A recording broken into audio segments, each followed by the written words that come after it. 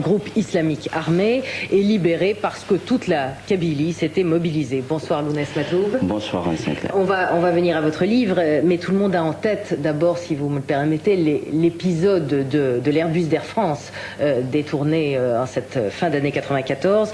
Est-ce que vous avez été surpris qu'ils osent s'attaquer à un tel symbole français? Non, je n'ai pas été surpris, c'était prévisible. Mais tout d'abord, avant d'être transporté politiquement, je voudrais que je dise, que j'explique aux téléspectateurs que je suis transporté dans une sphère que je n'ai pas choisie. Oui, vous êtes représentant de la culture berbère. C'est au nom de la défense de cette culture berbère que vous avez été plus que maltraité, puisque vous avez reçu des balles dans la peau en 88 du gouvernement de l'époque, que vous avez été donc par tous les gouvernements ou par toutes les forces politiques en Algérie très maltraité, c'est moins qu'on puisse dire. Donc je voudrais expliquer que être berbère dans notre pays, être dans le camp du mouvement culturel berbère ne veut pas dire être contre l'arabe. Ça, c'est très important. C'est-à-dire pour éclairer les téléspectateurs. Malheureusement, je m'excuse, malheureusement,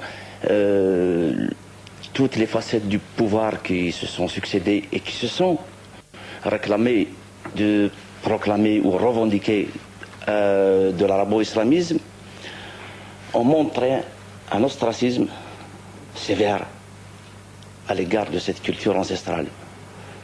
Et c'est pour ça que vous avez été victime plusieurs fois.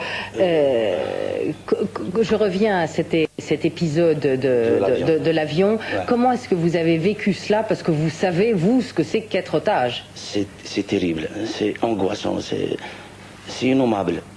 Je ne trouve pas les mots pour qualifier cet acte odieux, cet acte fasciste. Cette semaine, deux journalistes algériens ont été assassinés. On a vécu aussi l'assassinat des pères blancs, ces prêtres catholiques, auxquels vous rendez hommage d'ailleurs dans votre livre en disant que c'est le seul bon souvenir que vous avez de l'école. Exact. C'était ces pères blancs. D'ailleurs, le père Dekers qui a été assassiné en Algérie, je le connaissais personnellement. C'était des gens qui m'avaient ouvert les yeux, surtout pour ce combat identitaire. À aucun moment, ces pères blancs ne m'ont enseigné autre chose qu'à être moi-même. Donc j'étais révolté, j'étais dans tous mes états quand j'ai appris cet acte barbare à l'encontre de ces pères blancs. Donc ces forces du mal sont à craindre même dans l'avenir.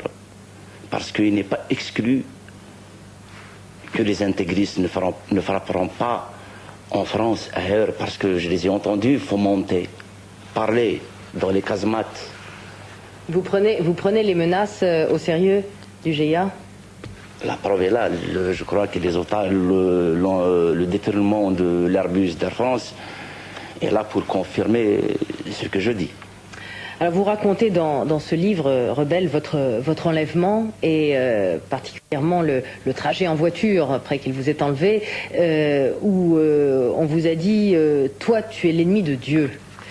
Ça donne une coloration très particulière de ce que c'est que ce combat. C'est au nom d'un certain fanatisme religieux. Oui, c'est ce qui fait peur, c'est ce qui est à craindre dans le futur aussi. J'avais peur, en Sinclair, j'avais peur. Quand ils m'avaient enlevé, et quand je me suis remémoré tous mes compagnons, les gens que j'ai connus, qu'on avait enterrés, ils n'avaient peut-être, par sans prétention aucune, fait peut-être le 1/10 ou le 1/100 de ce que j'ai fait à l'encontre de ces gens. Donc j'étais mort dès la minute même où on m'avait enlevé, je me suis considéré mort, j'étais mort. À votre avis, pourquoi ils vous ont libéré? J'ai joué le jeu avec eux, j'ai prié, j'ai appris 2 sourates, j'ai essayé de copier leurs gestes, mais ce n'était pas ça qui m'a sauvé, parce que j'étais coupé du reste du monde.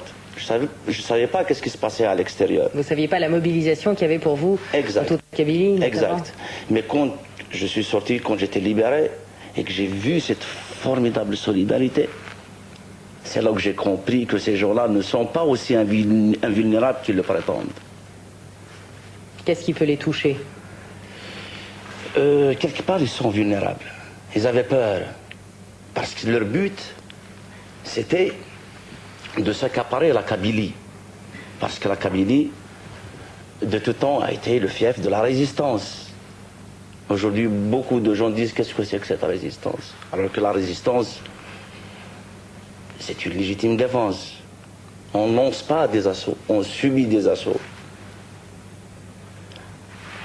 Alors, leur but, c'était de faire tomber cette palissade qui est la Kabylie. Et en travers moi, en travers peut-être ma popularité, ils ont voulu peut-être m'envoyer, peut-être les aider dans leur triste dessein. C'est vrai que j'ai joué le jeu, je leur ai dit que je vais vous aider, je ferai ça, parce que c'était ma tête qui était en jeu.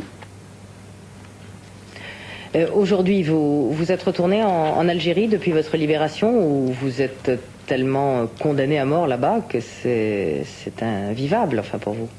Elle me manque beaucoup la Kabylie, surtout l'Algérie dans sa profondeur. Je ne suis pas reparti parce que là je travaille. Il y a le livre dont vous venez de parler, il y a aussi mes spectacles. Vous allez faire 2 concerts au Zénith le 28 janvier. Le 28 janvier, donc en quelque sorte j'ai du pain sur la planche. Mais j'y retournerai. Est-ce que